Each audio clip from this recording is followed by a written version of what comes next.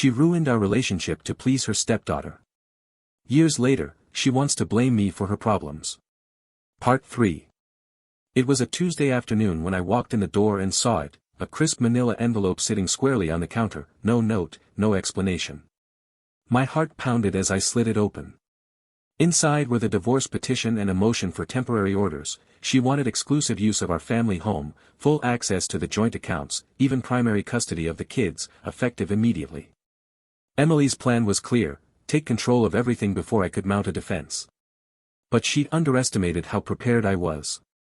I called my lawyer on the spot. Within 24 hours, we had our counterpetition filed. While her documents painted me as absent and irresponsible, ours told the opposite story. Timeline of her secrecy, the screenshots of her late-night texts, the mysterious bank transfers, her lawyer consultations months prior. Evidence of my involvement, logs of bedtime routines I handled alone, photos of every family dinner I cooked, my meticulously dated spreadsheet of joint expenses she'd paid without complaint. Proof of her financial maneuvering, bank statements showing her quiet withdrawal of funds, the paperwork for my newly secured account. A week later, we faced off in front of a family court judge for the temporary orders hearing. Emily arrived confident, dressed immaculately, her lawyer ready with a prepared statement about emotional neglect and the need for stability for our children. She attempted to frame me as unwilling to co-parent and financially unreliable. Then it was our turn.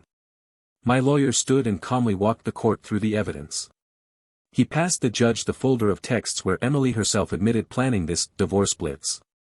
He showed the transfers into my separate account, legally mine but a clear sign she feared I'd have the upper hand. He even read aloud her own Google search history: how to freeze spouse's assets, best strategy for alimony. When the judge asked Emily if she had discussed any of this with me before filing, her confident facade cracked. She hesitated, then mumbled she didn't feel safe bringing it up.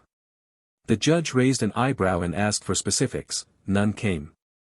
By the end of the hearing, the judge denied her request for exclusive occupancy of the home, refused to grant her unfettered access to joint accounts, placing a freeze on withdrawals until further order. Ordered both of us to joint custody and scheduled a full hearing in 60 days.